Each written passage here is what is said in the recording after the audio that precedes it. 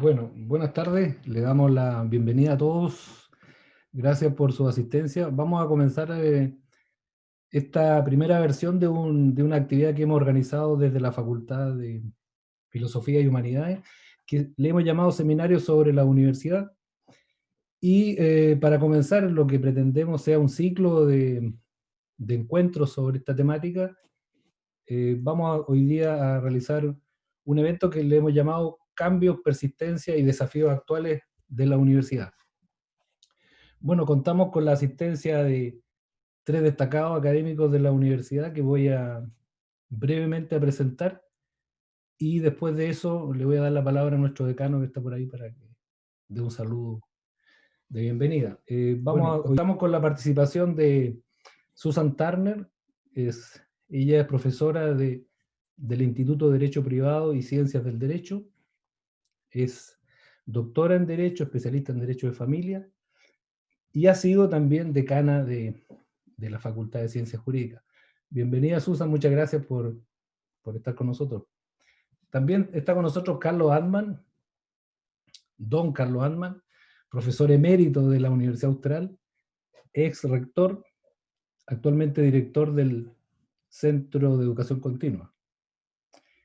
Y finalmente el profesor Yanko González, colega del Instituto de Historia y Ciencias Sociales, actualmente director de la editorial de la Universidad Austral y también ex decano de nuestra facultad. Bueno, a los tres, muchas gracias. Vamos a partir dándole la palabra a nuestro decano, Mauricio Mancilla, que va a dar un saludo, y pues comenzamos con nuestros expositores. Muchas gracias, Fabián. Muy buenas tardes a todos y a todas. Gracias por concurrir a esta actividad que para nosotros como facultad es muy importante, relevante justamente poner en discusión el tema de la universidad. Se trata además de una reflexión necesaria en un contexto de cambio y transformación como el que nos encontramos. Además, para nosotros es muy simbólico iniciar este seminario porque estamos a 25 años además de un proceso de intervención vertical que vivió nuestra facultad y que cambió radicalmente el modo como estábamos trabajando acostumbradamente en las humanidades y las ciencias sociales, y sobre todo en áreas tan sensibles como son la educación. Y a 25 años de ese hecho, hoy día somos capaces también de buscar nuevas vías y nuevos caminos para poder establecer, ¿cierto?, una senda en torno a los temas que actualmente nos convocan. Estamos además en un contexto país de inflexión, después de la revuelta social de octubre, así como la pandemia por COVID-19 y sus consecuencias económicas, han develado con fuerza la necesidad de contar con un sistema de seguridad social de carácter integral y que tenga como pilar un mejor sistema de pensiones, así como también educación y salud pública garantizada. Por ello nos parece que es necesario justamente arribar a este espacio de debate, hablar justamente con respecto a cuál es la situación de la universidad, su futuro, la necesidad de avanzar probablemente también en un mejor sistema de democratización universitaria, mejorar las estructuras de gobernanza propiamente tal, y para ello, en principio también es fundamental una educación pública, no como un bien de consumo, sino que tenga como base justamente el ser un derecho social. Y qué mejor comenzar este diálogo, esta conversación, y para dotar también de espesor a la reflexión, la presencia de Susan Turner, Carlos Handman y Yanko González. Les agradecemos por haber concurrido a esta invitación y confiamos que vamos a tener también un espacio de debate que pueda enriquecer también nuestras perspectivas en torno a la universidad. Así que muchas gracias.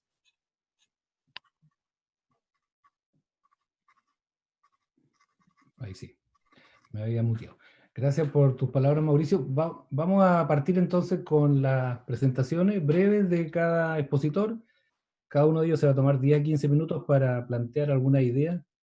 Yo les hice una invitación con una cierta orientación, porque me interesa que reflexionemos, como dice el título, cambios, persistencia y desafíos actuales de la universidad. Y yo les pedí a cada uno de los expositores que se situara en torno a algunas temáticas que creo que son relevantes hoy día, como qué transformaciones ha experimentado la institución universitaria en las últimas décadas, También preguntarnos si existe la comunidad universitaria, la autonomía universitaria, la libertad de cátedra en los tiempos actuales. Bueno, cuánto hemos perdido si es que no existen de estas viejas tradiciones universitarias. Por supuesto, si es necesario y urgente pensar una nueva universidad para nuevos tiempos. Y por último, ver cómo estas problemáticas generales se manifiestan en nuestra propia universidad. Yo sé que son temas muy amplios y abiertos, pero lo que queremos con este seminario es comenzar a recorrer un camino, a reflexionar, a hacernos preguntas, inquietarnos intelectualmente y buscar, por supuesto, una respuesta en el mediano plazo. Le doy entonces su tiempo al profesor Carlos Altman.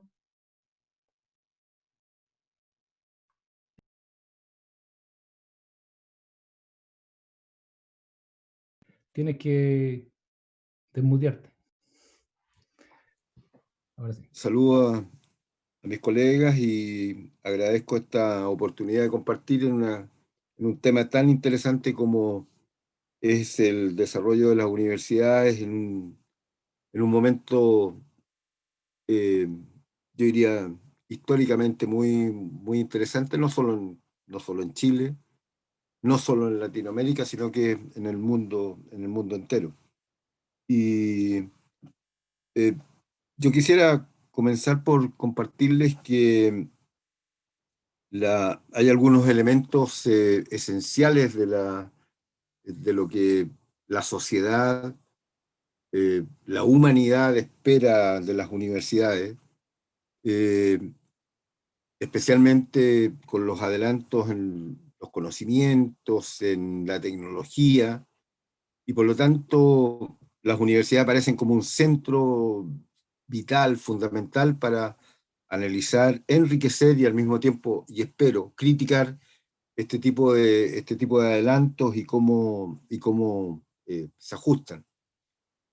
Por lo tanto, en términos generales, con todos los cambios, el propósito de la universidad, las universidades, continúa siendo la formación de personas con especial capacidades para contribuir a un desarrollo informado en distintas disciplinas. El desafío que se va intensificando con los tiempos, porque eh, el desarrollo del conocimiento, la intensidad de las investigaciones, significa un desafío muy relevante. Eh, Me quiero detener, sí, en este punto inicial que nos planteó el profesor Fabián Almonacid al invitarnos a esta conversación, en un tema que me parece que ha tenido un giro muy especial, que es la vinculación de la universidad, de las universidades, con la sociedad. Y yo creo que aquí algunos ejemplos, algunas percepciones que uno podría utilizar como base. En la historia de la Universidad Austral de Chile, creo que quienes tenemos más años en este desarrollo de la universidad, eh, siempre se pensó que el puente que une la isla Teja con la ciudad de Valdivia, como son los tiempos, eso era la universidad. Hoy está la sede de Puerto Montt, lo que la universidad está desarrollando en la región de Aysén. Pero en ese entonces parecía que había una separación entre la sociedad y lo que ocurría en los campus universitarios, en los claustros, donde se formaban personas y donde se investigaba y donde se miraban los problemas de la sociedad. Yo creo que ahí hay un cambio que la verdad que he tratado de identificar exactamente eh, cuáles son sus orígenes fundamentales y cómo se ha desarrollado. Pero lo que hoy día se llama las relaciones o la vinculación con el medio son un aspecto muy importante para entender eh, las- la- los nuevos roles de las universidades. Eh, Digo de paso que aquí hay, en el caso chileno, hay un caso muy importante, eh, espero que, bueno, comparto con ustedes de que existe en la organización de las universidades en Chile una instancia que reúne a las universidades regionales, y por lo tanto se habla de el consejo, el consorcio de universidades regionales. Y tengo la impresión, a lo mejor, y abro los espacios porque a lo mejor hay otras instancias, pero creo que desde ese consejo de eh, universidades regionales surgió en Chile con mucha intensidad el tema de la vinculación con la sociedad, la vinculación con el medio, que es un punto no menor, y que además nació con una, o surgió con una precisión que me parece muy importante para entender el papel de las universidades en la sociedad, y se habló de una bidireccionalidad. ¿Qué significa esto? Que la sociedad requiere, el medio requiere de los aportes en la formación de personas, en la investigación, en el análisis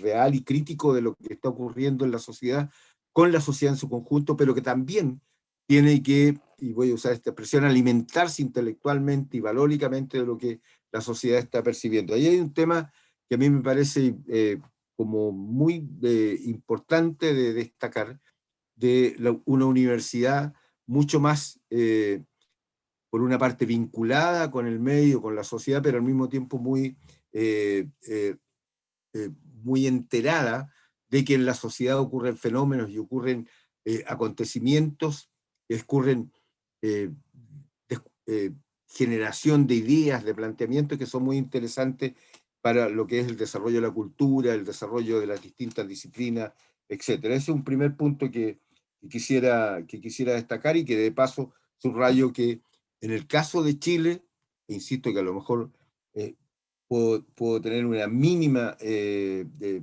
diferencia en esto, que las universidades regionales en Chile han tenido un papel muy importante en este aspecto. Lo segundo que quiero destacar es que desde luego en el quehacer universitario chileno ha habido un cambio muy importante entre lo que pudiéramos llamar la educación superior, la educación universitaria, el trabajo universitario de élite, y lo que es el trabajo y la universidad más amplia, más abierta y con más participación. Eh, eh, a veces los ejemplos, y que espero que nos ayuden también a entender o a compartir un poco la historia de nuestra universidad. Esta universidad comenzó con muy pocos estudiantes, no alcanzaban a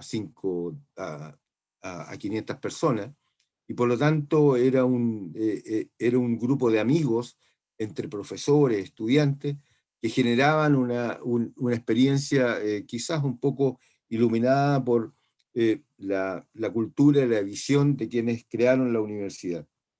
Eh, esa intimidad, esos grupos estrechos de trabajo, la reducción del análisis de problemas muy específicos a lo que hoy son las universidades, donde me parece que la expresión de masivo, no solo en el tema que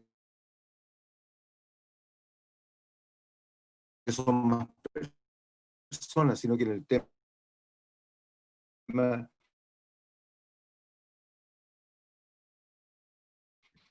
de que hay más más aporte, más diversidad. Eso es un tema. Otro tema tiene que ver con respecto al desarrollo de las Carlos, universidades. perdona, Y en Carlos, este caso, Carlos ¿perdón? está teniendo un problema con la transmisión. Quizás si apaga el video y quedamos con el audio, te vamos a escuchar bien. Yo soy materia dispuesta. Ahí se recuperó, pero ya, por favor. ¿Está bien? Sí, ahí sí. Perfecto. Tú siempre has tenido la buena disposición para corregir cuando es Nos necesario. Muy perdimos, bien. perdón, nos perdimos desde universidades masivas, de ahí, como que ahí se pegó. ¿Puede Ya. retomar eso y seguir, por favor? Ya, gracias. No, gracias, Fabián. Perdón, disculpen. Bueno, lo que quería decir es que el- eh, entonces estas universidades masivas, en el sentido no solo de más personas, más estudiantes, más académicos, por qué no decirlo, más funcionarios, también más relación, obviamente, con la institucionalidad,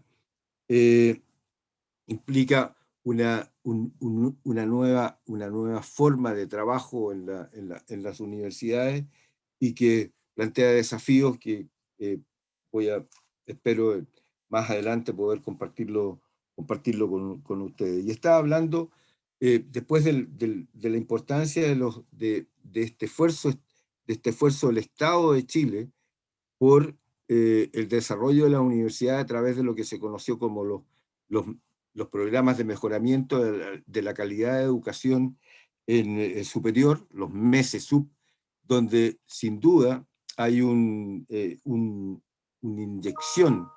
inyección de recursos, de capacidades a la universidad es muy importante. Quienes tuvimos la oportunidad de conocer las universidades chilenas en general, sus instalaciones, su infraestructura, sus proyectos, la experiencia de sus profesores, y eso proyectarlo después de las inversiones y las posibilidades que la universidad, perdón, que el Estado abrió, son muy importantes. También es un tema que me parece interesante de destacar. El profesor Fabián Almanacid nos planteó enseguida unos temas que son, creo, sí, son más profundos de lo que acabo de mencionar y que tienen que ver con temas como de autonomía, libertad, qué es lo que pasa en los tiempos actuales con los modelos de desarrollo. Yo creo que aquí eh, eh, las universidades chilenas y la sociedad chilena no supera lo que han sido los efectos muy complicados, muy complejos, y yo diría que desde el punto de vista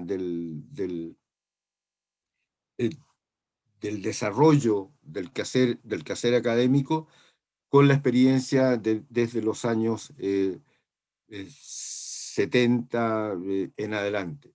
Y por lo tanto ahí los temas de libertad académica, de autonomía de las universidades, sufrieron muchos avatares, y por lo tanto yo creo que siempre hay que tener presente, y esto lo comparto especialmente para quienes son posteriores a esta etapa de la historia universitaria y de la historia social chilena, de que obviamente el papel de las universidades, y la Universidad Austral de Chile no está exenta de esas situaciones, de cómo se va limitando, y por qué no decirlo, un fenómeno muy interesante que yo creo que se produjo en esos tiempos, lo que podríamos llamar la autocensura frente a ciertos pensamientos y a ciertas vicisitudes dentro de un contexto muy complejo.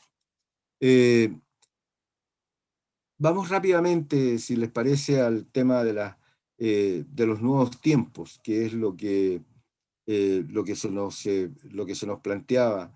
Yo creo que aquí yo invito a mirar el futuro de las universidades, especialmente centrado en el tema valórico.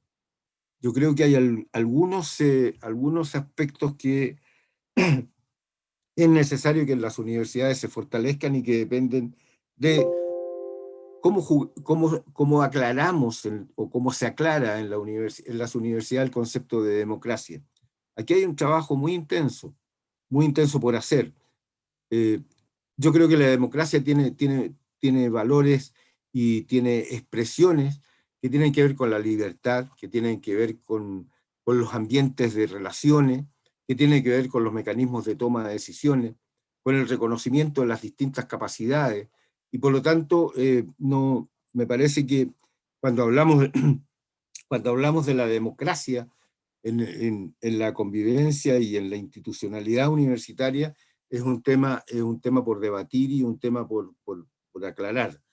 Yo no puedo obviar tener un recuerdo que creo que puede ser simbólico en algunas de las exposiciones de uno de los rectores, desde mi punto de vista, más interesantes que ha tenido la universidad, don Félix Martínez Bonatti, cuando nos invitaba en una exposición a preguntarse cómo sería el sentimiento interno de cada persona que escuchara a un rector o alguna personalidad que dijera pueblo universitario. Yo creo que esta distinción entre lo que es el pueblo y lo que es la democracia, ¿no? Aplicada y llevada a la universidad, es un tema que dejo planteado para nuestra conversación. ¿Qué decir de los valores de solidaridad, de defensa y fortalecimiento de los derechos humanos que desde luego tienen que estar muy presentes? Y por último, yo quiero avanzar en un tema que diría que es central en la vida de la universidad. Yo creo que la universidad, o por lo menos en lo personal, si a mí se me dijera cuál es el elemento que caracteriza, que es la esencia del quehacer de la universidad, yo diría, o de las universidades, yo diría, es el diálogo. Es el diálogo. Y por eso ¿qué es lo que significa el diálogo? Es el respeto por el juicio de la otra o del otro, y por lo tanto atención, y por lo tanto respeto y confrontamiento de opiniones, de planteamiento, y creo que eso es muy valioso. Y voy a decir de inmediato que creo que aquí hay una pérdida de esta apertura al intercambio, que me parece fundamental que se haga un esfuerzo por recuperarlo, por recuperarlo. Que tengamos tolerancia, que tengamos respeto por el otro, ¿qué decir? El respeto del académico por sus estudiantes y los juicios que emiten, y al mismo tiempo de los estudiantes por los académicos. Por lo tanto, entonces ahí hay un tema, y perdónenme la expresión, un temazo a aclarar, porque tiene que ver con la convivencia y y el instrumento fundamental. Yo recuerdo hace algún tiempo cuando era difícil la convivencia de las universidades. Fue en la Universidad de la Frontera, una reunión donde nos reunimos muchos académicos pensando en la conformación de una asociación de académicos de las universidades de Chile. Y coincidíamos, y después de una larga discusión, en un momento de tensión, en un momento de conflicto, y en que el diálogo era como una herramienta fundamental, y que quiero plantear también como algo fundamental para el desarrollo de las universidades. Varios de nuestros académicos más destacados han dado testimonio de esto en la universidad, y mientras se mantenga, nos parece fundamental. Por eso que cuando hay algunas actitudes violentas en el sentido de limitante, para que las instancias de diálogo existan y para que verdaderamente nos guiemos por el acuerdo, por el desarrollo intercambiado de opiniones y de respeto, me parece algo fundamental. Voy a dejarlo hasta acá, Fabián. Disculpas por los problemas que parece que han habido en mi exposición. Creo que estamos viviendo por lo demás, y ese es un temazo, el tema de la tecnología, que decirlo de las relaciones que van cambiando entre nosotros con estos instrumentos propios de, de los nuevos tiempos. Gracias, Fer. Gracias, Carlos. Y bueno, fue para asegurarnos que se escuchara bien. Hubo un pequeño lapso ahí, pero lo demás se escuchó perfecto. Si puedes prender tu cámara para que ahora sí te veamos. Espero que se haya recuperado tu señal. Bueno, vamos a dar la palabra ahora a la profesora Susan Turner para que nos presente su idea. Susan, por favor. Gracias, Fabián. Bien, yo, como los organizadores me dijeron 10 minutos, yo quise aprovechar bien el tiempo y entonces hice algo por escrito para no repetirme mucho. No me había puesto de acuerdo con Carlos sobre los temas, ni tampoco con Yanko, y me da gusto ver que algunos puntos, desde luego, yo me voy a repetir con lo que ya dijo Carlos. Esta convocatoria nos habla de cambios, persistencia y desafíos de la universidad. Y entonces en estos 10 minutos de que dispongo voy a organizar algunas ideas en torno a estos 3 conceptos, adoptando la perspectiva parcial, y eso lo declaro ahora para que quede claro, de los profesores como miembros de la comunidad universitaria. Es la perspectiva que yo conozco y por lo tanto donde yo me siento más cómoda hablando. Primero, los cambios. Una comunidad cambia en la medida que sus integrantes lo hacen, aun cuando persista el fin común que persigue. Si nuestro fin es el cultivo y transmisión del conocimiento y de la cultura, desde luego que este fin no se puede lograr de la misma manera si uno tiene 1000 o 10.000 estudiantes, si el Estado garantiza el financiamiento universitario o si por el contrario, parte importante del trabajo de las autoridades universitarias es salir a la casa de dicho financiamiento. Si el profesor cuenta con laboratorios de punta o si en vez de ello debe conformarse con un instrumental caduco, etc. ¿Y cómo hemos cambiado los miembros de la comunidad universitaria? Los profesores somos más y en una carrera mucho más profesionalizada, donde no basta ser o parecer inteligente, sino que hay que tener grados académicos y demostrar productividad científica y méritos docentes. En Derecho, por ejemplo, que es mi área, el cambio es notable. Mientras hasta la década de los 80 los buenos profesores universitarios de las 5 facultades nacionales eran abogados exitosos de ejercicio libre que se dedicaban por horas a la enseñanza del derecho como un verdadero hobby, hoy esas 5 facultades muestran por el contrario plantas de profesores de jornada completa, altamente especializadas y activas en publicaciones y proyectos de investigación. Sobre los cambios que han experimentado los estudiantes universitarios y la planta administrativa como miembros de la comunidad universitaria, se podría decir otro tanto. Ahora, sobre las persistencias. Ya anticipé una que creo que es el sello de la comunidad universitaria. Esto es nuestro fin. El cultivo, producción y transmisión de conocimiento y cultura sigue siendo el objeto perseguido por nuestra comunidad. Y es el que nos permite hoy en día distinguir una comunidad educativa de otra, aunque ambas lleven formalmente el nombre de universidad. Pero una cosa es identificar teóricamente nuestro norte, nuestro fin, y otra muy distinta es recorrer el camino para alcanzarlo. Autonomía universitaria, cuando el Estado condiciona el financiamiento público a que la universidad aborde ciertas áreas del conocimiento. Libertad de cátedra, cuando el profesor no es libre de modificar un programa de curso porque exigencias de la acreditación implican para ello un largo y tedioso procedimiento. Intentando separar los cambios de las persistencias, llego a la conclusión de que en realidad, con respecto a la universidad, en toda su historia, los cambios, son persistentes. O sea, el profesor de cualquier época ha tenido que acomodar la esencia de la universidad a los cambios o transformaciones de su tiempo. En ese sentido, creo que surge una alternativa entre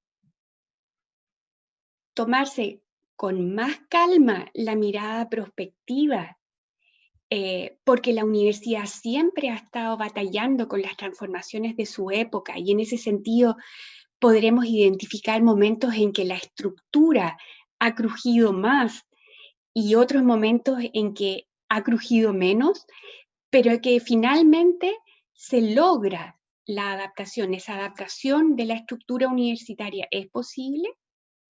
O la otra alternativa es un poco sucumbir al pesimismo y asumir que los cambios exigidos por nuestra época específicamente no son posibles de acoger por parte de nuestra comunidad y que por lo tanto el quiebre es inminente o inevitable. Si uno asume la primera postura, es decir, que aunque cruja, vamos a ser capaces de adaptarnos, entonces cobra sentido preguntarse por el tercer concepto que nos convoca hoy, que es el de los desafíos. Y aquí, en mi opinión, hay cuestiones de fondo que son claves y reflexionando sobre este punto, yo solamente me voy a limitar a plantear dos. En cuanto a la estructura universitaria, me parece que ella necesita cambios profundos. Y esos cambios yo, si tuviera la capacidad de diseñarlos, los inspiraría en dos ejes. Mayor autonomía de las facultades con un control central más efectivo y perfeccionamiento de las reglas de democracia interna. En cuanto a lo primero, creo que el centralismo va ahogando la riqueza de las distintas culturas disciplinares que representan las facultades de la universidad. Un sistema adecuado de descentralización y autonomía ayudaría, en cambio, que dicha riqueza pueda aflorar. Por su parte, creo que las reglas para elegir, ahora en relación a la democracia, para elegir a las autoridades deben ser revisadas para adecuarlas a los rasgos actuales de la comunidad universitaria, privilegiando, por ejemplo, la elección entre grupos de trabajos más que entre personas. Y estoy pensando, para no quedarme siempre en lo abstracto, estoy pensando en una elección de rector en que los candidatos compiten con su equipo, con su prorector, con sus vicerrectores. O estoy pensando en la elección de un decano que se presenta con su programa y sus directores de escuela. Dejando la estructura de lado, ahora en cuanto a la esencia, a la médula de la universidad, me parece que hay que reivindicar un concepto importante al que hoy día se le tiene miedo o que derechamente es rechazado de plano. Y ese concepto es el de autoridad o autoritas, encadenado al de responsabilidad. Me parece que la transmisión del conocimiento supone que hay un sujeto que sabe más y cuyo trabajo es ponerlo a disposición de otro sujeto que quiere hacer lo suyo. Desde luego, esto no implica ninguna vulneración del principio de igualdad y menos una autorización para que ese sujeto que sabe más incurra en un abuso. Todo lo contrario. Implica una responsabilidad para el profesor que le impone un grado de cuidado en su actuar, en su tarea, mucho mayor al habitual. El profesor no puede imponer por la fuerza su saber, pero tampoco es un proveedor obligado a cumplir. El reconocimiento entonces de la propia comunidad, de esa posición que ocupa el profesor, creo que se ha ido perdiendo y es la pérdida que en algunos momentos a mí personalmente me ha hecho sentir que mi actividad está siendo denigrada, es decir, no está siendo valorada como yo esperaría y como creo que la actividad universitaria se merece. Desde luego, como les dije, estas palabras son siempre desde el punto de vista de un miembro de la comunidad universitaria, que somos los profesores.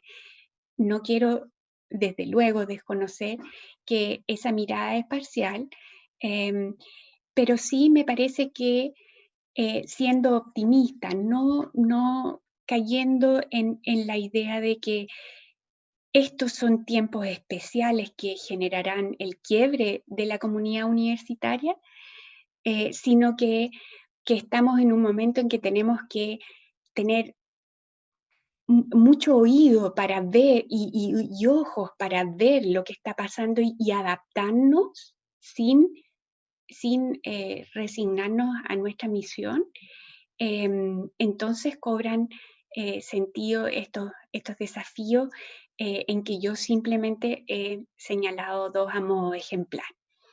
Eso sería lo que yo tengo para compartir con ustedes. Bueno, muchas gracias, Susan. Y finalmente, el profesor Yanko González, tiene su tiempo. Tienes que habilitar tu micrófono.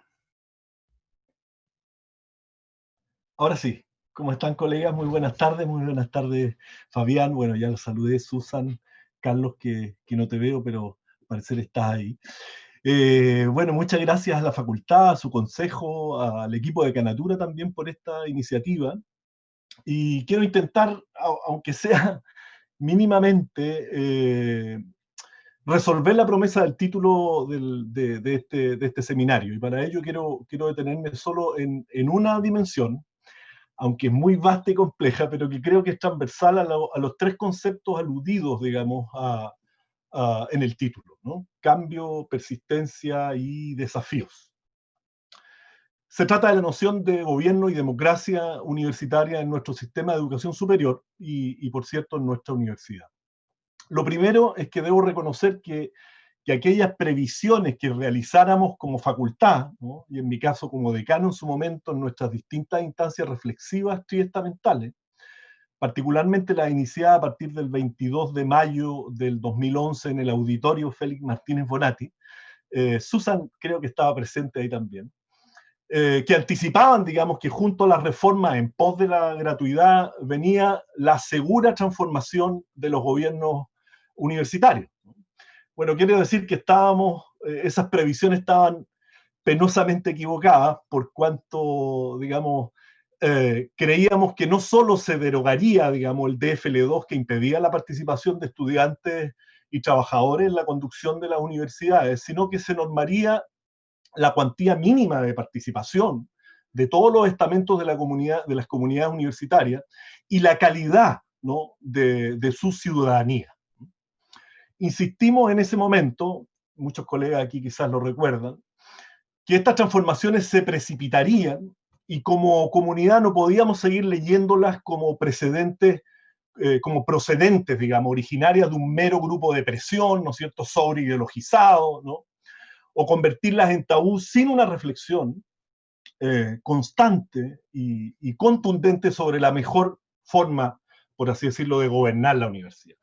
Algunos de ustedes, porque estoy viendo aquí las caras, se recordarán, pues comenzamos esa tarea reflexiva a la que se sumaron sindicatos, ¿no es cierto?, y otros actores, recuperando la propia historia de nuestra universidad, las primeras votaciones biestamentales para rectores en los años 60, Carlos se debe recordar, donde participaron con su voto los dirigentes de la Federación de Estudiantes, las primeras elecciones triestamentales directas y ponderadas, digamos, realizadas el primer semestre del 73, promovidas de hecho por el decano de nuestra facultad de ese entonces, Guillermo Araya, entre otros referentes que, ¿no es cierto?, fueron enriquecidos por invitados y expertos, digamos, en el tema a nivel nacional e internacional. Se trataba, en el fondo, de pasar del eslogan al argumento deliberable, ¿no? Pues tal como hoy la frase hecha no convencían más que a los convencidos, ¿no? Y el extensivo desconocimiento de nuestro pasado, del pasado propio y también del ajeno, experiencias en universidades nacionales e internacionales, favorecía básicamente el statu quo.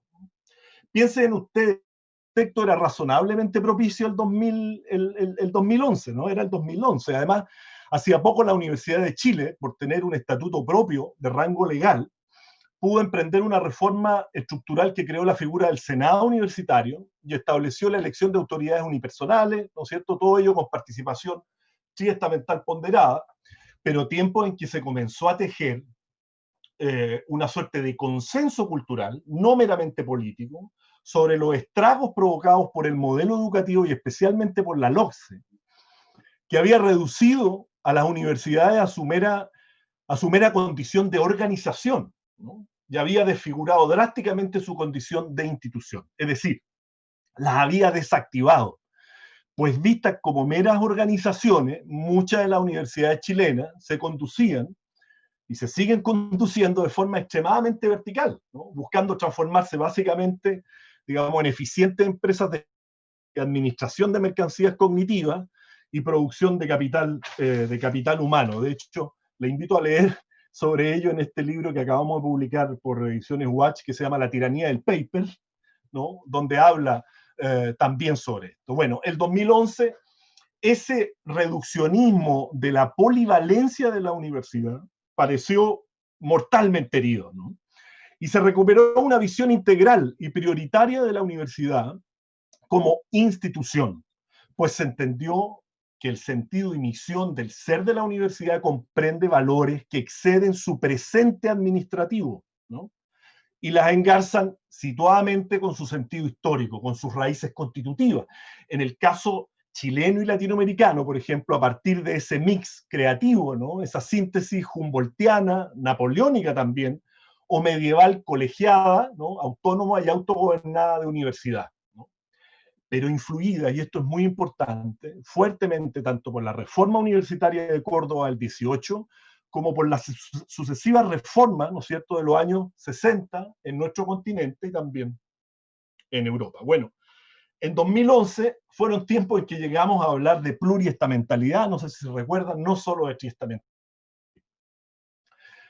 Así las cosas, vi y veo con estupor, digamos, que nuestros vaticinios sobre las seguras regulaciones estatales en materia de gobierno y democracia universitaria en Chile y en nuestra universidad se diluían en prácticas mayormente consuetudinarias, que según determinadas universidades o facultades permitían una participación vinculante, digamos, acotada o a veces meramente testimonial de los estamentos no académicos.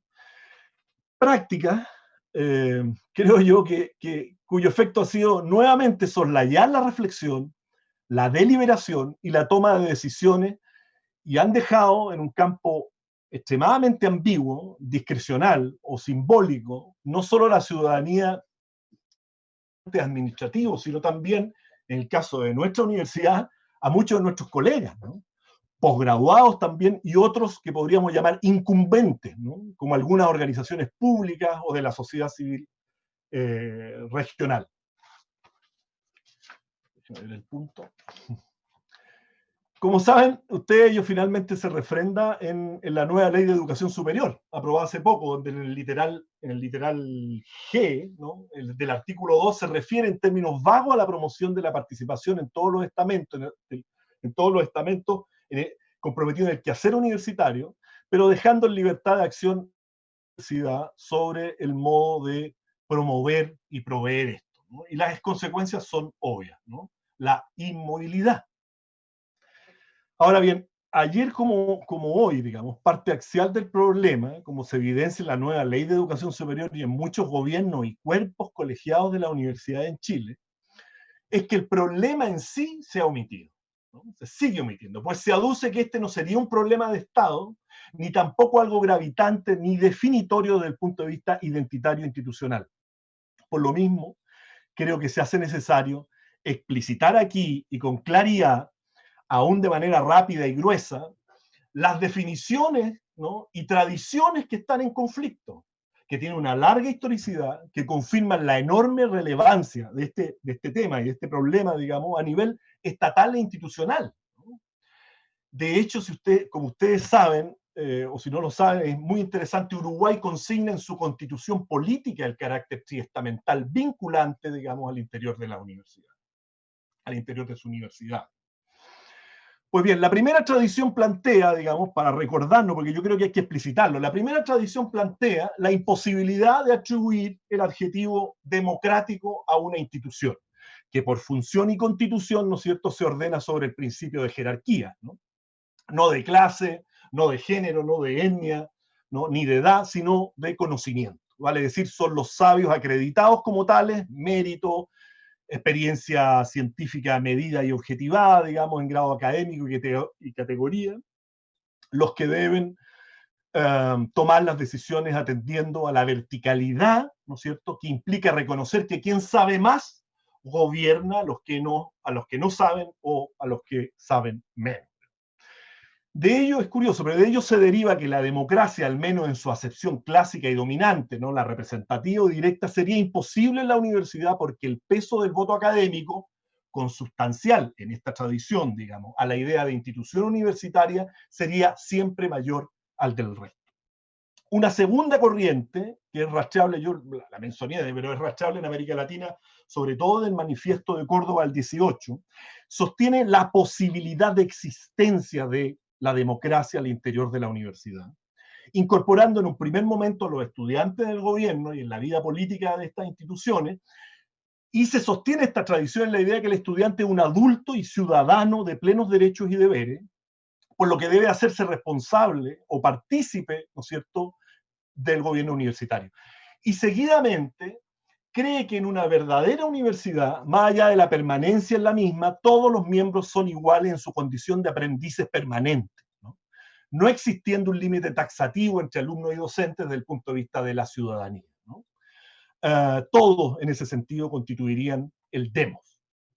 Por supuesto que dichas corrientes tienen un arco complejo de matices que abordaré al final, digamos, pero la ciudadanía universitaria que se le atribuye a los diferentes actores es el resultado de la relación de estas lógicas y tradiciones, ¿no?, las que creo nos ayudan para esclarecer, en nuestro caso, el problema mayor, que es que en nuestro país, finalmente, se negó dicha discusión y nuestra universidad hasta ahora lo secundó, ¿no?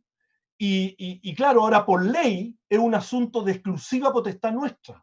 Y lo que ha pasado es que nuestra institución, como otras obviamente, ha dejado la primera corriente o tradición prevalecer por defecto de manera naturalizada y casi en su forma más pura, ¿no? En nuestro caso, esta corriente ha sido sostenida sin reparo por los cuerpos colegiados, entre ellos y el primero en responsabilidad, de acuerdo a nuestro actual ordenamiento al menos, el Consejo Superior Universitario, que es, como saben, la suma del directorio del Consejo Académico, pero que tiene potestades constitucionales, ¿no?, estructurales, por decirlo de algún modo, pero ya llegaré a ello. Ahora, haber evitado por largos años la reflexión, la argumentación y toma de decisiones sobre la noción de democracia al interior de la universidad, creo que ha sido una grave y dañina persistencia, ¿no?, que entraña un desafío de cambio, a mi modo de ver, acuciante porque no da para más. Mucho del malestar, desafección, incluso rencor corporativo, se debe a un déficit de discusión y puesta en común del lugar que tiene la noción de democracia al interior de las universidades. Carlos también tocó ese tema, ¿no? Los repetidos conflictos intestinos, estudiantiles, sindicales, ¿no?, o en pos de la paridad de género, pivotan.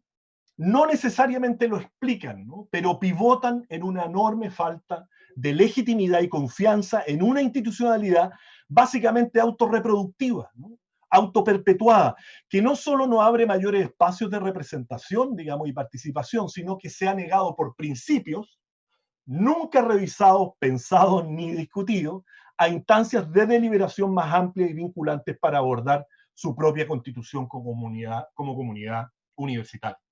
Las universidades más importantes en América Latina y el mundo, al menos las que nos pudiesen importar en cuanto a historia, envergadura y seriedad, han metabolizado de alguna forma la tensión sobre estas dos tradiciones institucionales de gobierno universitario.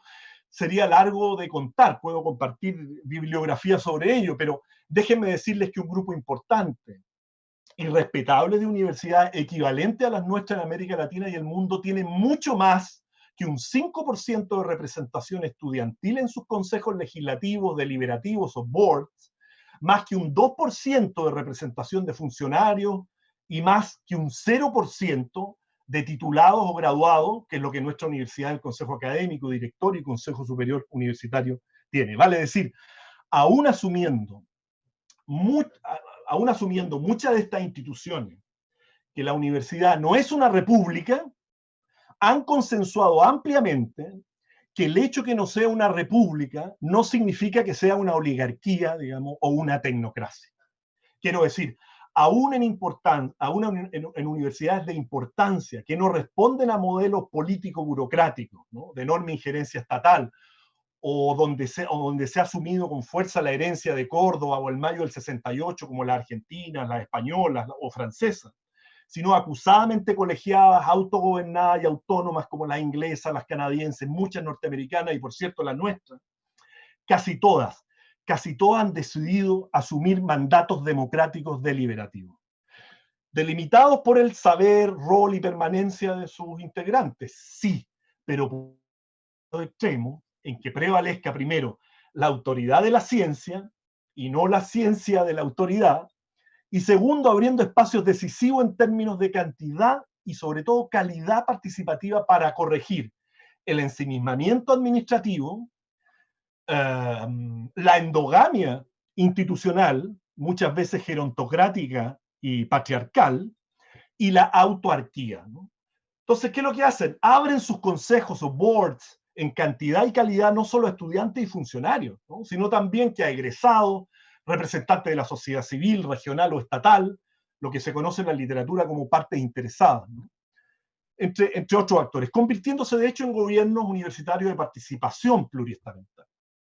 En nuestro caso, y con eso termino, yo creo que transitar por ese camino no traiciona en absoluto nuestra identidad institucional fundante.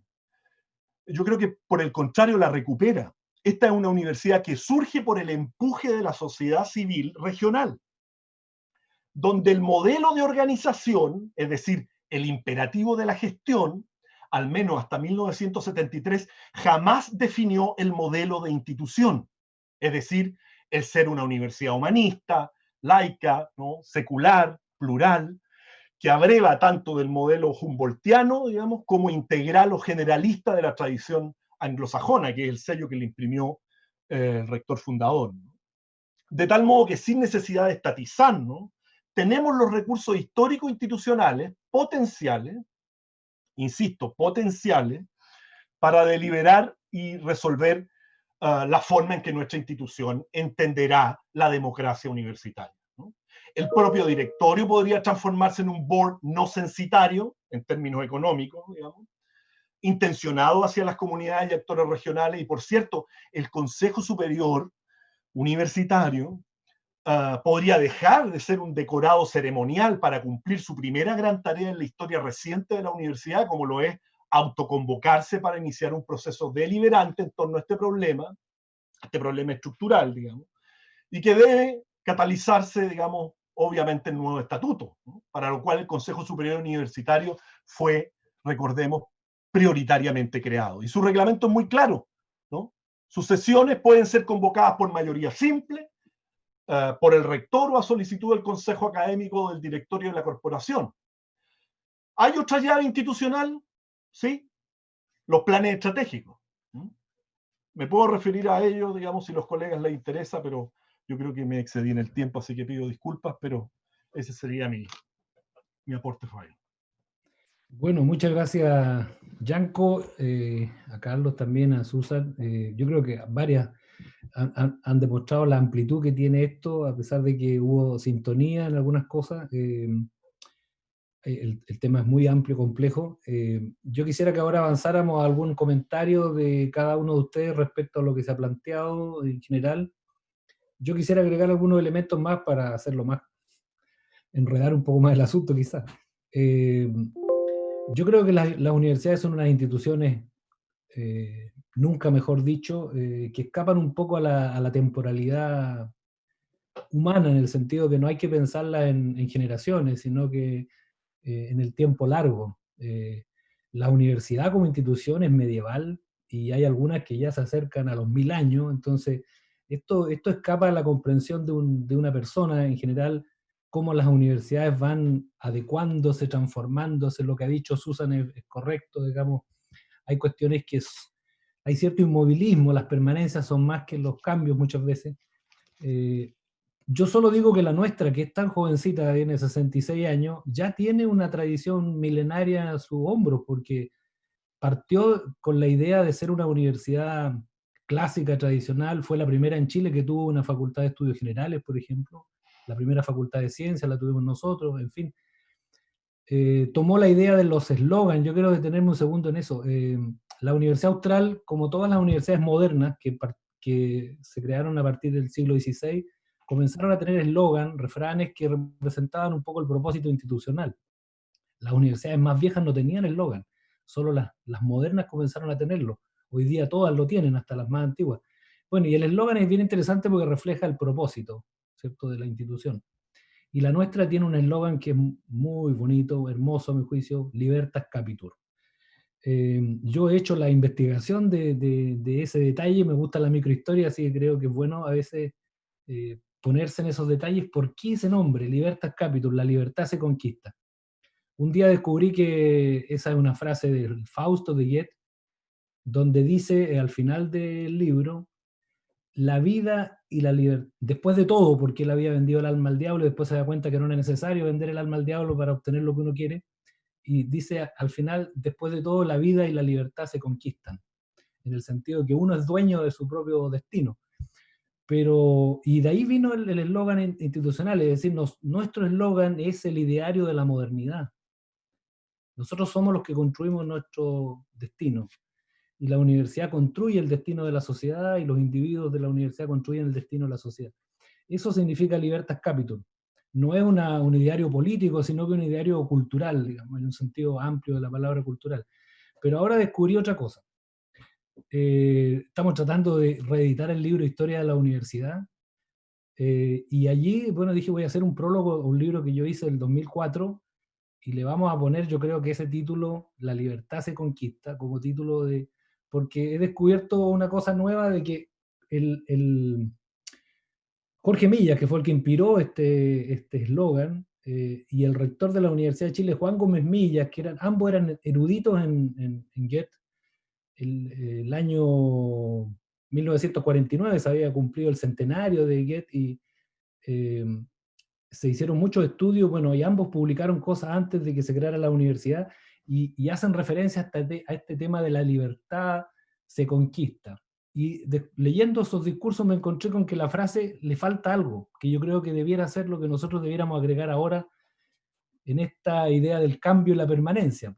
Dentro de la permanencia del eslogan yo le pondría una frase añadida, porque el Fausto dice, original dice, la vida y la libertad se conquista, cada día. Y el cada día no aparece en el eslogan, y yo creo que le da sentido. Porque lo que dice Jorge Millas es que la libertad no es una condición que se obtiene alguna vez para siempre, sino que es una construcción diaria, dice Jorge Millas. La libertad es acción, y todos los días tengo que salir a construir la libertad y la vida. Y eso dice Fausto, dice la libertad y la vida y la libertad se conquista cada día. Yo creo que ahí se omitió, llevamos 66 años creo omitiendo eso, que es tan importante hoy día que las instituciones, si bien son milenarias, todos los días se reconstruyen, todos los días tenemos que volver a reanimar, digamos, este espíritu universitario, en el mejor sentido de la palabra. Bueno, ese es un pequeño aporte para el debate. Quisiera reiterar que las universidades son instituciones complejas que viven en un tiempo mucho más allá que nosotros, cada uno de nosotros, y aquí veo varios colegas que llevan muchas décadas, me incluyo, y seguramente somos un pestañeo dentro de la institución y vamos a pasar, y la Universidad Austral sigue, digamos, y con sus propósitos que de algún modo se han mantenido en estos últimos 66 años. Bueno, hay dos cosas que a mí me parecen interesantes y no sé si les parece a los expositores profundizar en eso. Por un lado, la universidad ha cambiado, como dice muy bien allí Susan, la universidad ha cambiado en cuanto a sus integrantes. Esa es una cuestión notable. Y eso no solamente ha pasado en la Austral o en Chile, sino que en el mundo occidental. Hay un libro que yo leí hace un tiempo de un decano de Harvard, decía, los estudiantes de Harvard ya no son los mismos, porque él comparaba los últimos 20 años. Decía, los estudiantes de ahora ya no quieren que se les reconozca por excelencia. Incluso habían pedido que no se hicieran reconocimientos al mérito académico en los actos porque eso era discriminatorio con los demás. Los profesores decían, no se comprometen con la institución. Los profesores van cambiando de universidad en universidad de acuerdo a los sueldos que les pagan y vienen todos los días a pedirme que les suba el sueldo, si no se van. Nadie ya se compromete con la institución, digamos. Esta idea del compromiso institucional que aparece declarado en todas partes cada vez menos menos real. Bueno, ahí hay un ámbito de discusión, cuánto ha cambiado la institución. A veces uno tiene una idea de universidad que en la realidad no existe mucho. Yo perdí también en algún momento este sentimiento tan querido de la relación maestro-discípulo. Hoy día ya no existe a nivel académico. Profesores viejísimos, con profesores jóvenes que van construyendo universidad. Hoy día todos son académicos con los mismos derechos y a los 30 años tú puedes hacer lo mismo que hace un colega de 70. Bueno, se ha perdido la jerarquía, en fin. Pero tampoco se trata de ponernos melancólicos. Bueno, ese es un ámbito. Y el otro es lo que dice Yanko, que tiene que ver con los desafíos que le plantea el nuevo tiempo a la universidad.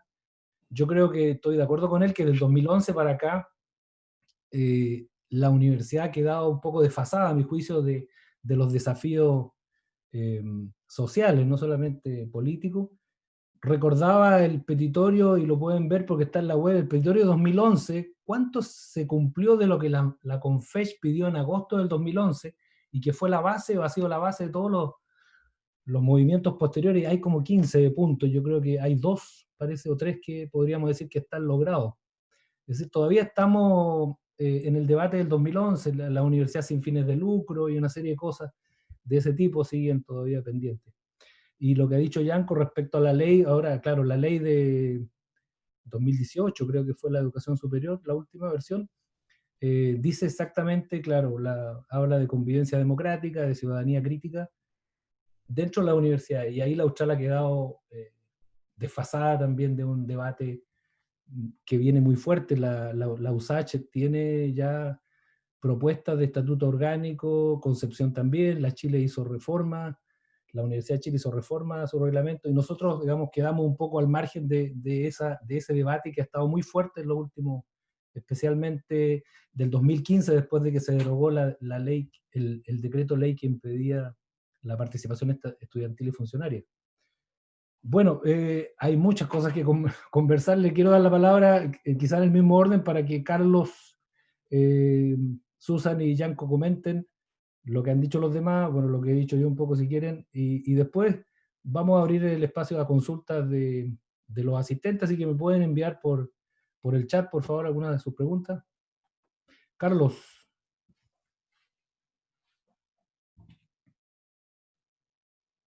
El micrófono...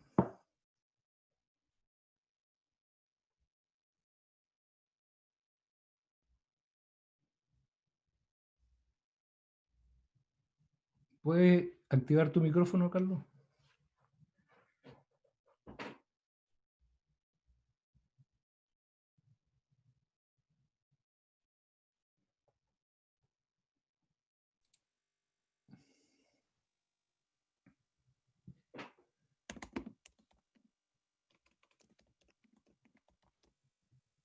Carlos. Podríamos escuchar a... Ahí sí, ahí sí. Ahí se te oye, Carlos. Gracias, gracias. Bien, yo lo que decía era que me parece muy interesante este diálogo, esta conversación. Y bueno, quiero tomar dos o tres temas. Comienzo por lo que decía y nos compartía Yanko, que creo que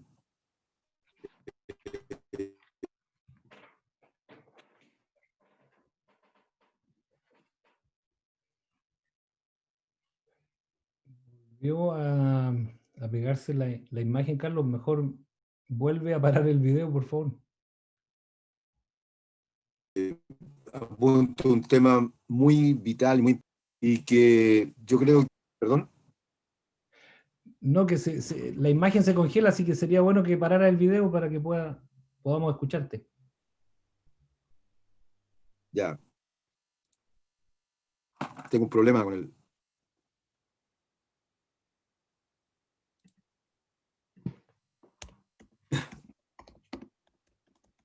Bien,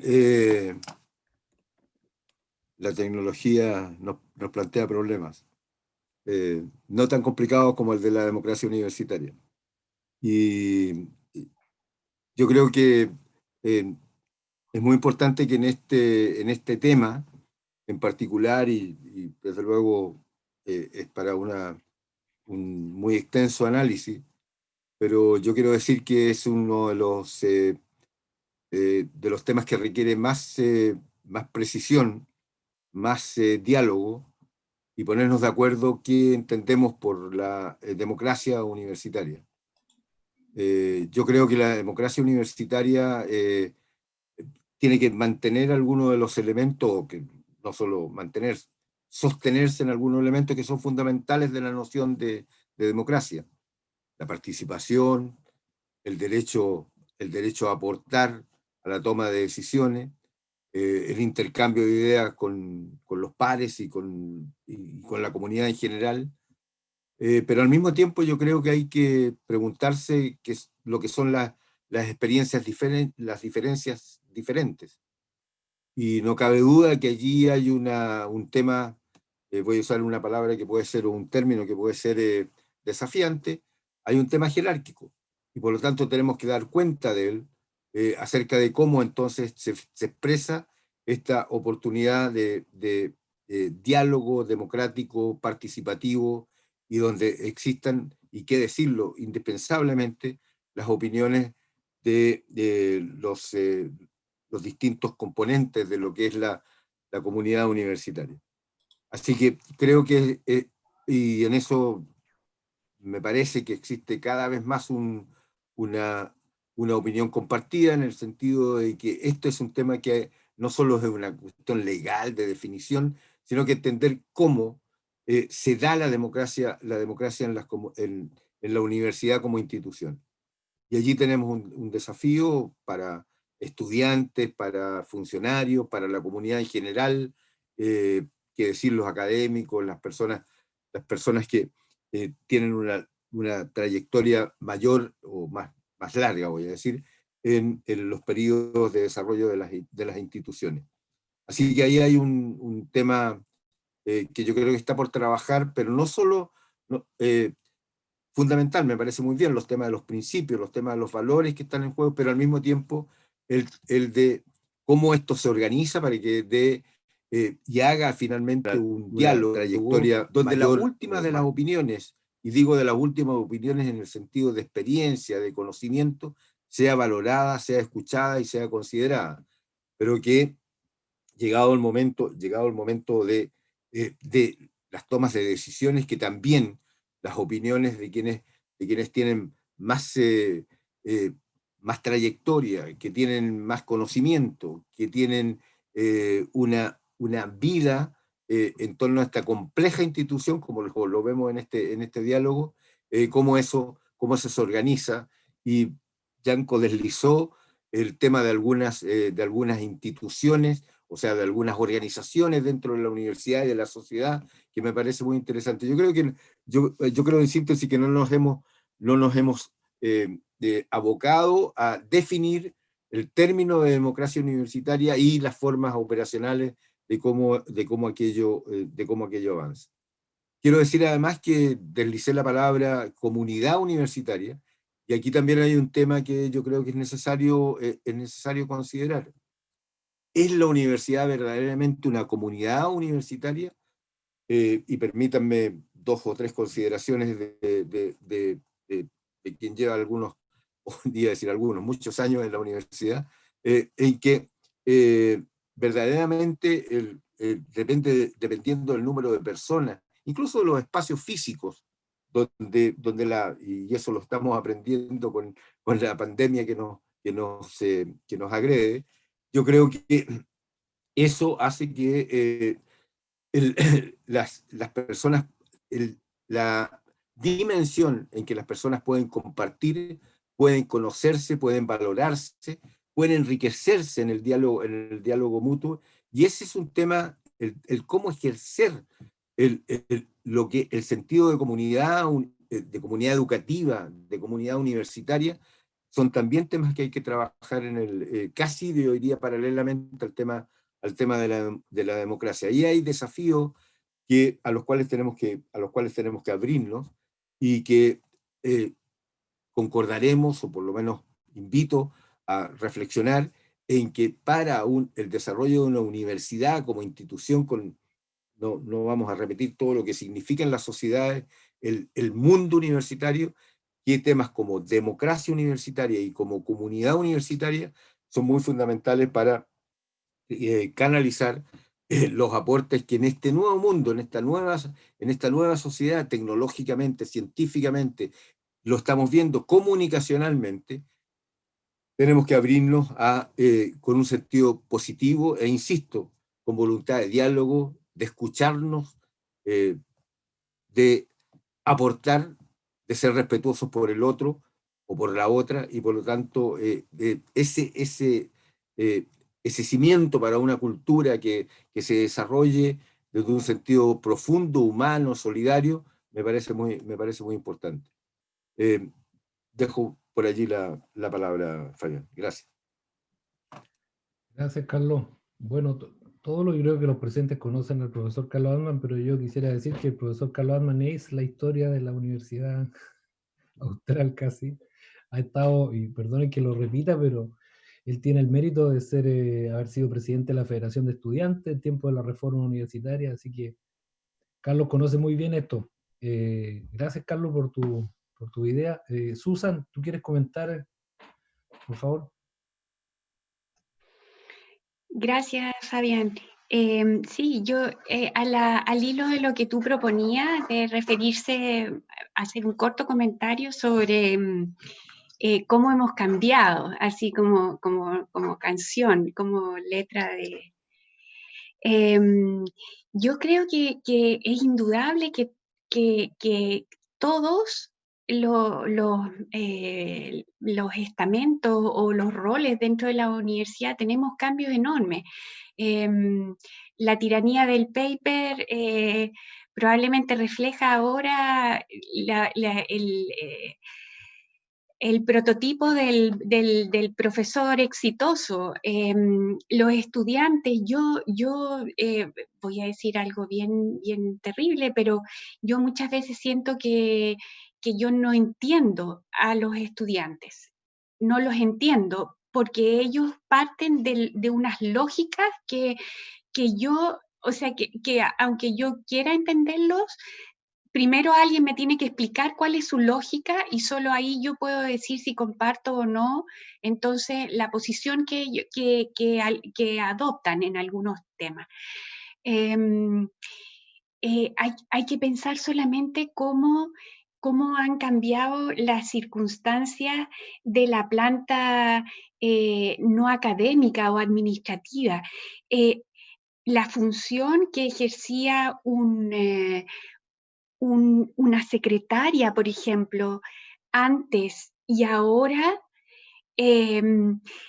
son mundos distintos. Y yo creo que lo que a mí me asusta es que en la universidad veo apatía y miedo a discutir estas cosas, porque yo probablemente tengo una visión menos entusiasta de la triestamentalidad que Yanko, por ejemplo. Pero a mí no me da ni miedo ni lata discutirlo, porque creo que es muy importante. Y probablemente estas son discusiones que ni él ni yo le vamos a poner un punto final, ni vamos probablemente a agregar nada demasiado nuevo, pero eso se tiene que dar en la universidad.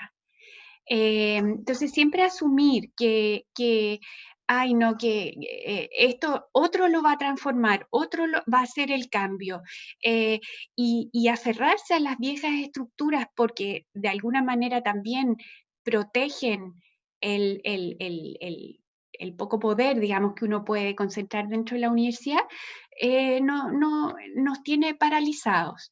Y yo creo que a partir del 2011, que fue ese momento en que las cosas pudieron haber empezado a ser distintas, yo también creo que más bien en la universidad hemos estado dando palos un poco de ciego y no hemos avanzado en línea muy recta. Ahora no sé, sinceramente, no sé cuán recto se puede avanzar en esto, cuán rápido. Probablemente no existe ese camino rápido, pero yo creo que hemos sido especialmente poco efectivos en llegar a conclusiones, y creo que en eso todos tenemos que, todos los grupos, todos los estamentos tenemos que revisarnos, porque siguen habiendo prácticas y cuestiones que dentro de cada grupo, digamos, de cada estamento, que a mí me parece que claramente hay que erradicar. Pero pareciera que no sé, veo con decepción que la FECH no pudo, por ejemplo, ahora constituir su nueva directiva, porque participó, si no me equivoco, un 15% de personas votando sus representantes. Entonces, algo pasa que yo noto también entre los profesores y los administrativos, algo pasa que cuesta que las personas se quieran cambiar para bien su institución. Eso es lo que a mí los comentarios que se me ocurren, digamos. Bueno, gracias. Le damos la palabra para que Yanko comente esta primera parte, y yo después tengo preguntas que quiero hacerle ahí a los expositores. Sí, Yanko. brevísimo para escuchar también a la y los colegas que están con nosotros acompañándonos, pero claro, debo decir que estoy de acuerdo también en términos de los énfasis que le han dado tanto Carlos como Susan a, por así decirlo, la vida cotidiana, ¿no? Al interior de la institucionalidad universitaria y al interior de nuestra propia universidad, ¿no? Cómo esa vida cotidiana, ¿no? La relación maestro-estudiante, las relaciones cotidianas, digamos, interpersonales al interior del mundo académico, desde el tiempo en que nosotros nos formamos, cómo eso ha cambiado. Yo creo que entrar en esa microscopía también es muy, muy importante. Pero claro, cuando uno enfatiza la necesidad de cambio, ¿no? O se da cuenta, digamos, de algunas cosas que necesitan permanecer, tú te das cuenta, digamos, con más o menos optimismo, en mi caso, en algunas dimensiones, pesimismo, las urgencias que nosotros necesitamos, digamos, transformar, ¿no? Por ejemplo, yo advierto, digamos, que todo lo que se ha avanzado, porque yo creo que hay que entender que nuestra institución también se ha transformado de una u otra manera, pero por ejemplo, todo lo que se ha avanzado de manera reglamentaria o de manera consuetudinaria, por ejemplo, en materia de género, inclusión, acoso, ¿no? Todo eso que se ha avanzado, yo creo que sigue ese avance quedando confinado, digamos, en la universidad como organización y no como institución. Son avances, por así decirlo, huérfanos, si no hay un nuevo contrato social que le dé legitimidad y proyecte todo ello, por ejemplo, la paridad, ¿no es cierto?, o reglamentos de gestión que respondan a principios, por ejemplo, públicos estatales de probidad, ¿no es cierto?, pero inscritos como mandato institucional, más allá de todo gobierno, énfasis rectoral, reivindicación sindical o ingeniería, ¿no es cierto?, social contingente, es decir, como correlato y mandato estatutario.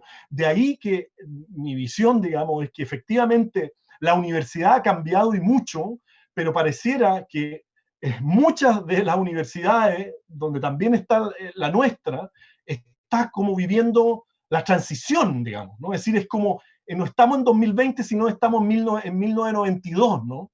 En 1993, luchando, digamos, por intentar, ¿no es cierto?, no herir, ¿no es cierto?, alguna autoridad omnipresente. Vemos además, ¿no es cierto?, bien dónde está y cómo está y cuáles son sus fórmulas, ¿no? Pareciera que hemos estado viviendo una eterna transición a la democracia. De ahí que yo creo que no es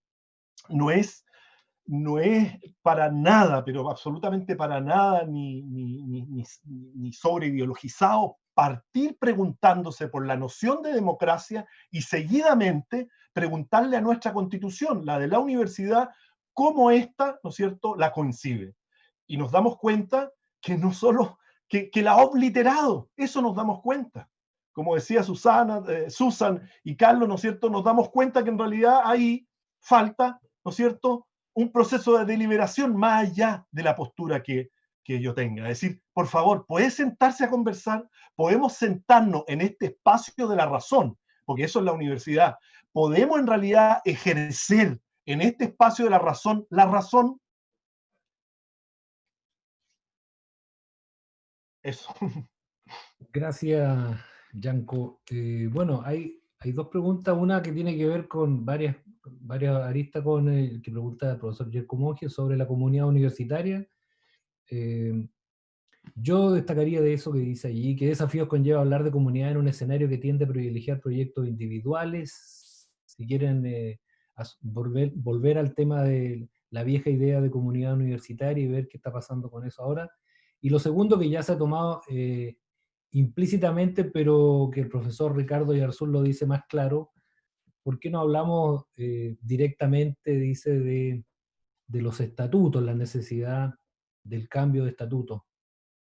Desde entonces hay cambio de la sociedad, 2005 el último, dice él, es posible que cambie la constitución política, bueno, esperamos, y los estatutos no. Entonces, ¿no les parece raro? Preguntan los panelistas. Bueno, de esos dos temas, y hay otra pregunta aquí del profesor Hernán Cuevas, creo. El modelo de triestamentalidad parece suponer algunas categorías sociales claras.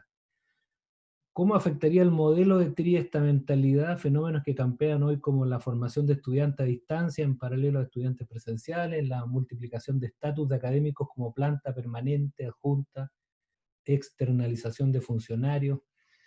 Bueno, claro, ese sería otro tema. Entonces ahí hay tres cuestiones planteadas que podemos abordar: la comunidad universitaria, esta vieja idea, los estatutos, la necesidad de cambiar los estatutos. Quizás sería bueno que cada uno, yo creo que implícitamente ya lo han dicho, pero sería bueno que plantear el tema claramente. Y el otro es triestamentalidad en unas condiciones bien distintas actualmente. Volvemos al mismo orden, ¿les parece? Carlos, Susan y Yanko. Bien, a mí me parece muy interesante el tema de el tema de la comunidad universitaria, porque si concebimos este concepto en términos amplios y básicos a la vez, tiene que ver con la relación de las personas, tiene que ver con cómo interactúan, cuánto de común hay en ellas, qué propósitos comparten. Y desde luego esto se va haciendo muy complejo cuando aumenta la cantidad de personas involucradas en una eventual comunidad. Pero hay ciertas formas de relación y hay formas de procedimiento para algunos acuerdos y algunos lineamientos compartidos que creo que tienen mucha validez a partir de la noción comunitaria. Y desde ese punto de vista a mí me parece que las universidades han ido perdiendo esta orientación. Ya se conversaba del tema del individualismo en el trabajo académico, lo que parece ser impuesto por las circunstancias, por cómo se organiza el tema de la asignación de proyectos, las responsabilidades. Pero no cabe duda que el grupo, ya sea el grupo de profesores, de académicos, el grupo de estudiantes, bueno, y los grupos como comunidad, me parece que es un valor muy importante y además que hace que las personas particularmente se respeten, se escuchen, se valoren, y si hay diferencias, esas diferencias se aclaren, etc. Entonces, a mí me preocupa, lo puedo confesar, me preocupa el que estos elementos que creo que están detrás de cuando hablamos de comunidad, creo que estamos privilegiando el individualismo exagerado, estamos particulando el desprecio por algunas personas por su manera de pensar o por las opiniones que se emiten, su historia de vida, cuáles son sus condiciones sociales variadas, etc. Entonces, Yo creo que aquí hay una necesidad, y yo lo diría que si se me preguntara por algún concepto importante de revitalizar en las universidades, es el de la comunidad, donde nos perdonamos nuestras debilidades, nuestros esfuerzos, pero al mismo tiempo nos valoramos en el diálogo, en el encuentro y en la proyección común. Eh, eh, no quiero en este sentido ser abusivo, pero quienes conocimos la Universidad Austral pequeña, yo creo que valoramos particularmente aquel tema que caminabas por lo que eran los campus de la universidad y saludabas con nombre y conocías la historia de amigos y amigas de distintas profesiones, y eso con un valor muy importante, que es decir, la relación con los profesores y entre los profesores. Así que ahí yo creo que es un tema que sumo, creo que lo dije al pasar anteriormente, sumo al tema del clarificar qué es lo que significa la democracia universitaria, el tema del existe todavía la importancia en este mundo nuevo que vivimos, el valor de la comunidad. Por lo que he dicho, mi respuesta es positiva, pero obviamente es uno de los temas, yo diría, más interesantes a conversar. Perdón que deje los otros temas, pero creo que es bueno que dialoguemos entre todos, así que gracias. Gracias, Carlos. Susan. Sí, yo también me voy a referir solamente a uno de los aspectos para no alargarme. Respecto de los estatutos, claro, los estatutos son la constitución es el símil de la constitución de la universidad. Y para cambiar unos estatutos se requiere, y por favor, yo no estoy reproduciendo frases hechas, que estamos ya cansados de los slogans a este respecto, que se requiere mucha reflexión y eso simplemente como remedio para tapar cualquier esfuerzo de modificación. No lo digo en ese sentido. Creo que a partir de la vigencia de los últimos estatutos, en Chile, en la educación universitaria, efectivamente ha pasado mucho. Y eso amerita una revisión de esa constitución universitaria. Para llegar a la conclusión de que se pueden adaptar, puede ser. Para llegar a la conclusión de que hay que cambiarlos completamente, también puede ser. Incluso si alguien quiere argumentar que, y tiene buenas razones para decir que hay que dejarlos tal cual y que hay que cambiar, en cambio, todas las normas que se han dictado supuestamente conforme al estatuto y que crean como una estructura dura y que, a mi modo de ver, muchas veces han endurecido y han fortificado un estatuto, dándole una interpretación que quizás no es la única, pero eso hay que sentarse a discutirlo. Y a mí lo que me desespera actualmente en la universidad es que sucumbimos al problema puntual del que tenemos que resolver esto apurado, y entonces finalmente nuestras instancias de discusión nunca llegan a los temas llamados a perdurar en el tiempo, como sería una modificación estatutaria. Entonces, ¿cómo hacerlo? No es tan difícil. A todos en la universidad nos gusta juntarnos y conversar y debatir, y este tiempo de pandemia ha sido una muestra de eso. O sea, podemos incluso hacerlo a través de este tipo de instancias por Zoom. Entonces, creo que todos los miembros de la comunidad universitaria no debiéramos tener miedo y debiéramos impulsar una reflexión, pero sistemática, y decir, vamos a tomarnos 2 años para pensar el estatuto, dónde hay que modificar, dónde hay que reforzar, Y eso hacerlo con la participación de todos los incumbentes, como decía Yanko. Desde luego. Pero eso no significa que no reconozcamos que esos incumbentes puede ser que participen de distinta manera en la comunidad. Eso iba a decir yo. Gracias, Susan. Yanko. Completamente de acuerdo con Susan. Si el punto es cómo abrimos, cómo destrabamos este candado, si realmente las posibilidades, por así decirlo, reglamentarias están, sabemos, digamos, qué tipo de quórum, yo mencioné, digamos, la manera de convocar, digamos, a este organismo que tiene la potestad para cambiar nuestra constitución. El punto aquí, y yo creo que es un entuerto, digamos, es cómo activamos los mecanismos institucionales.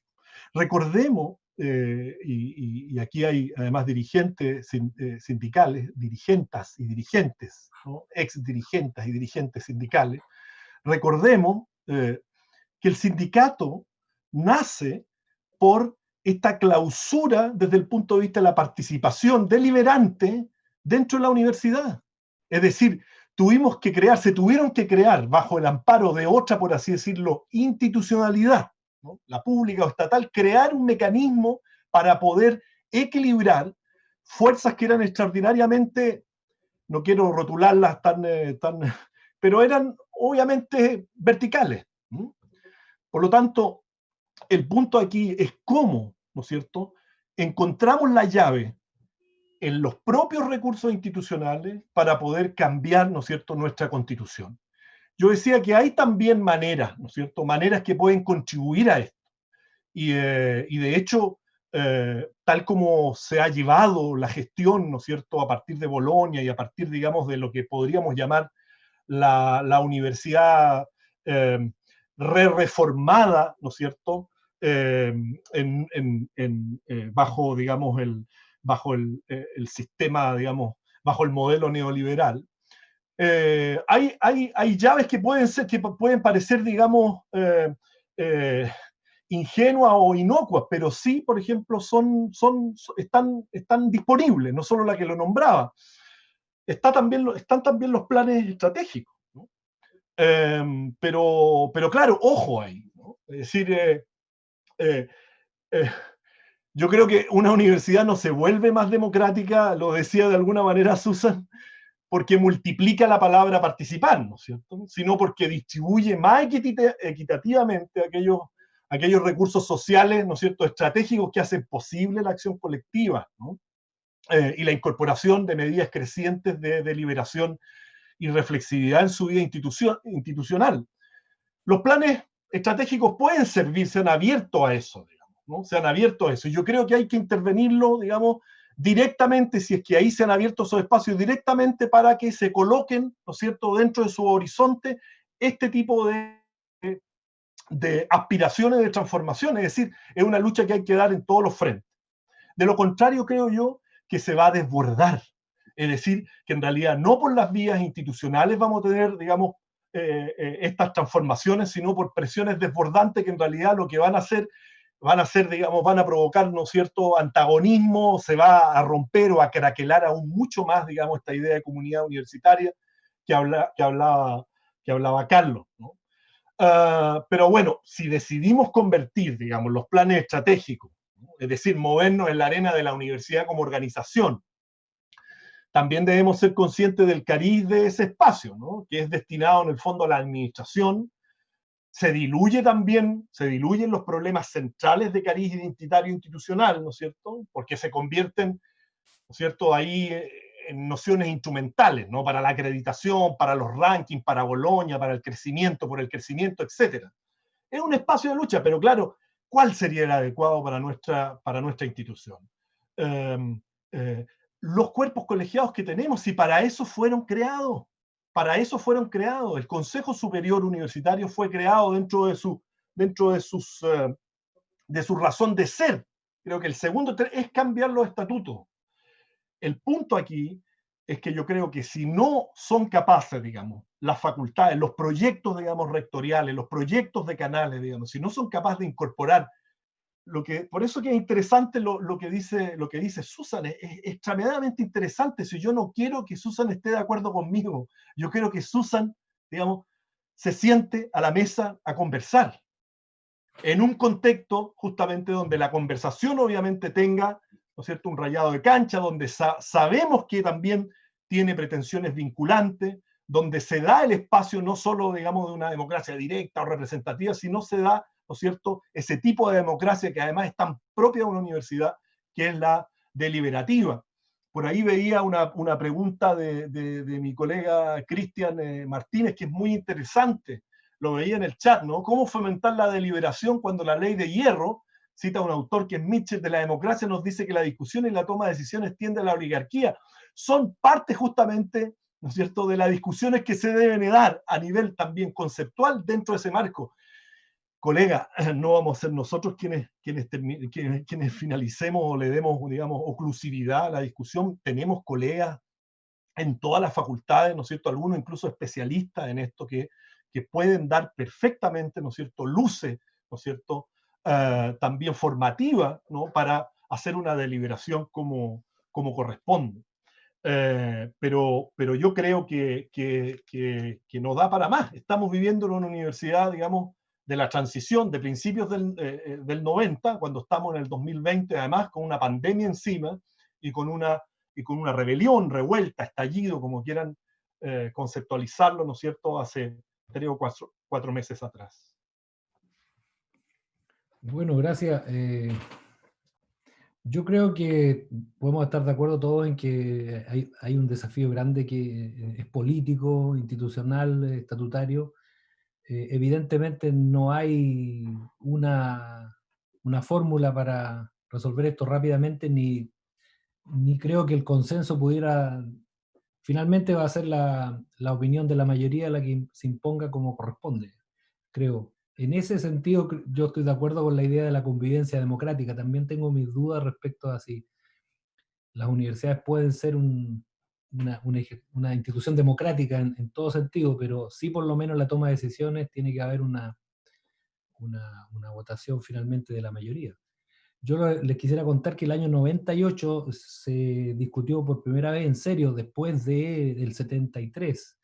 El 98 se discutió el tema de la triestamentalidad, que yo creo que esa discusión fue la que finalmente llevó al Estatuto de 2005, si Carlos me puede ahí aclarar el punto, pero hubo una especie de claustro universitario donde se habló de esto, y yo recuerdo, porque fui representando mi instituto, que había mucho temor entre los profesores más antiguos de esta idea de la participación, que iba a abrir, no sé, a afectar a la vida universitaria, porque esto no se puede, decían algunos más viejos, transformar en un voto por cabeza, sino que la jerarquía académica y todo lo demás. Bueno, salvando todos esos miedos, llegó la hora de votar y fue unánime el apoyo que tuvo dentro de la comunidad académica, especialmente entre los profesores más antiguos, la idea de la triestamentalidad.